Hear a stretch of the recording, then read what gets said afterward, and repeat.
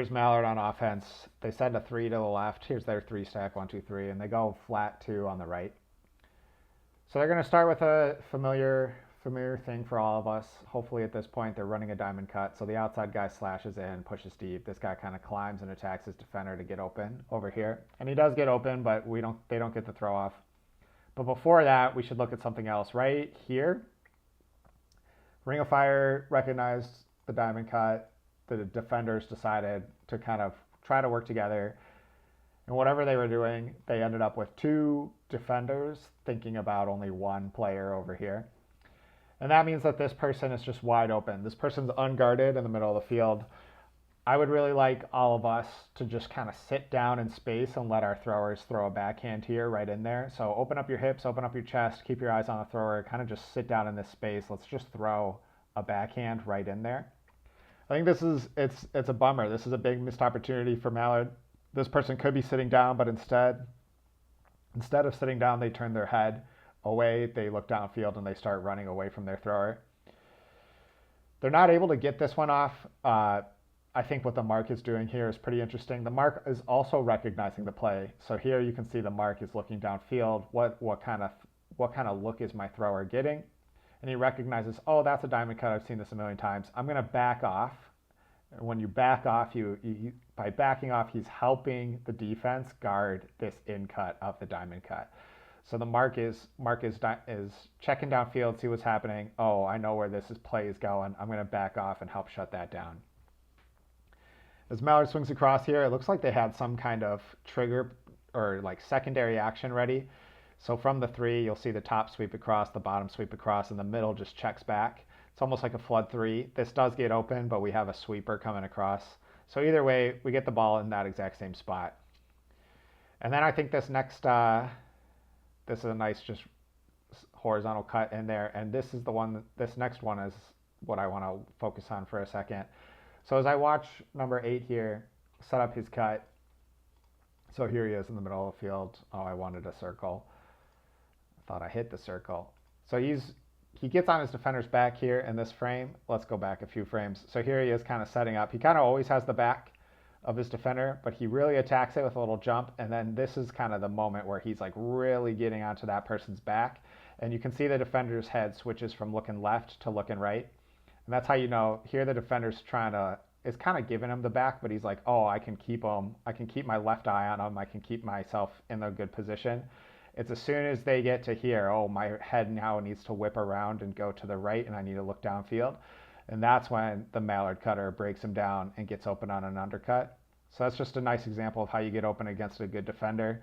Attack their back so that they have to like flip from one side to the other, and as soon as they flip, you can get them going the other way. And then I really like, as soon as this thrower gets the disc, I really like to just point out that their eyes are looking right across the field. So here's their eyes. They're looking at people. They're not looking at the field. A lot of young players struggle and they say, oh, I have to look at this cone every single time. But you can see how this thrower is just looking across the field and he's seeing all of the people. So it's important to look at people and not the field. And that allows him to get the ball off of the sideline. Look at how we're on the sideline. We've been on the sideline for a few throws here. So 1, 2, 3. We've been on the sideline for a while. It's time to get off. Just look straight across the field, and then we're able to move, and we're able to flip the field. And we're able to do that because this person at stall 0 stands up and is looking right across the field, thinking, how can I get us off the sideline?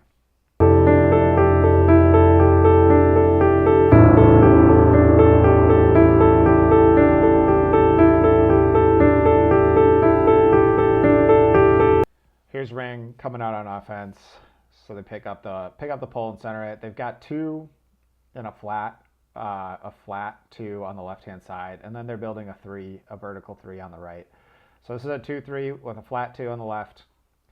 And the important thing to pay attention to here is that Mallard has got 4 defenders, 1, 2, 3, 4, looking at 3 offensive players for Ring.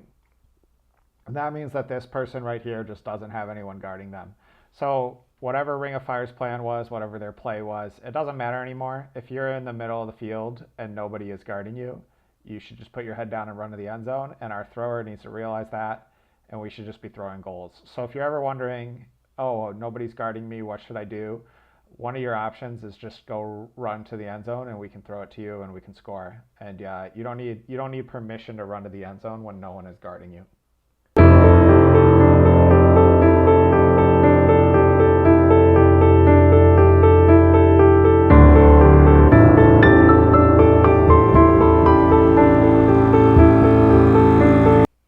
I included this clip as an example of the consequences of a bad looking off somebody who is open that you really should throw it to.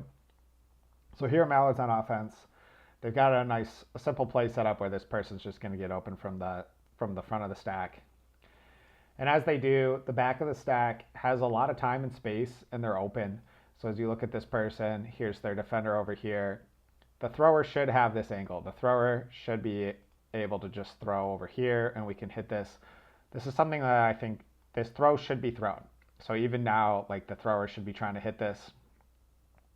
And I like this example a lot because you can see that number 8 agrees with me. So number 8 is looking across at this field, and he's thinking to himself, I need to get open. Number 8 is thinking about getting open for this person. He's not thinking about getting open for this person. So he is seeing this. He's like, okay, this throw is going to go off. I'm going to have to get up and vertical so that the next throw can get off. And so he's setting up for the next thrower, not the current thrower.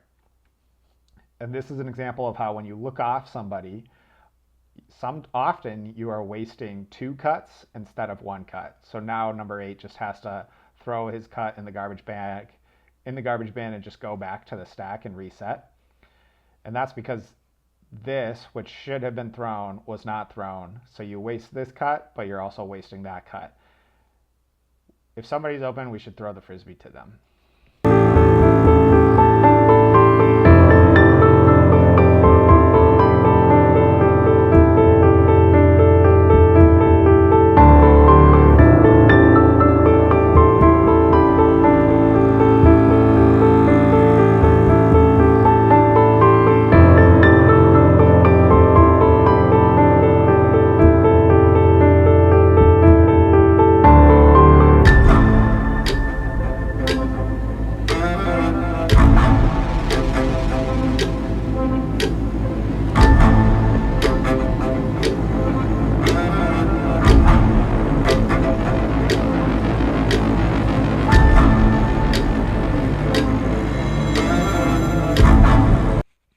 Another great example of when you're playing against a team that's better than you, when you're playing against a team that's more athletic than you, you're not going to beat them by attacking the force side.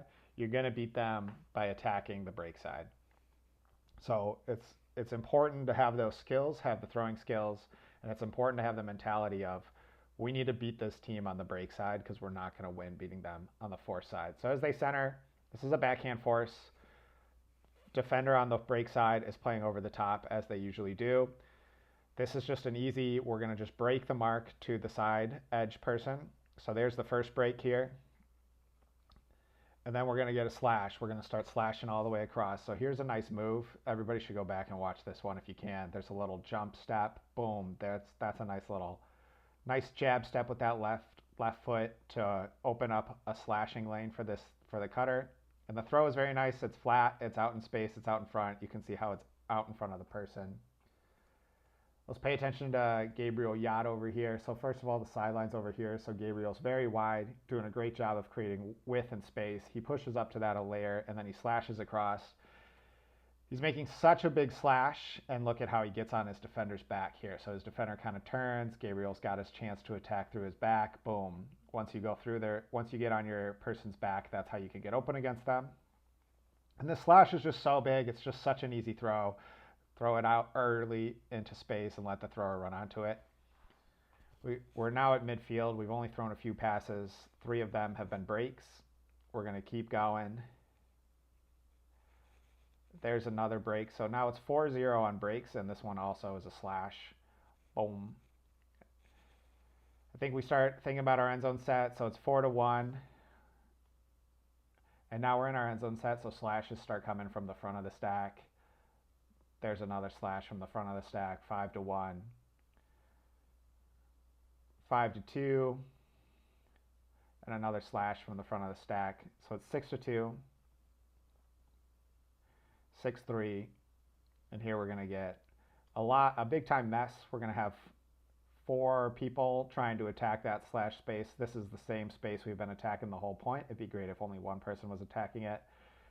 Somehow we're going to we're going to clear it out. All 4 of them are going to realize I shouldn't be here. Let's get out. And then we're just going to send another slash.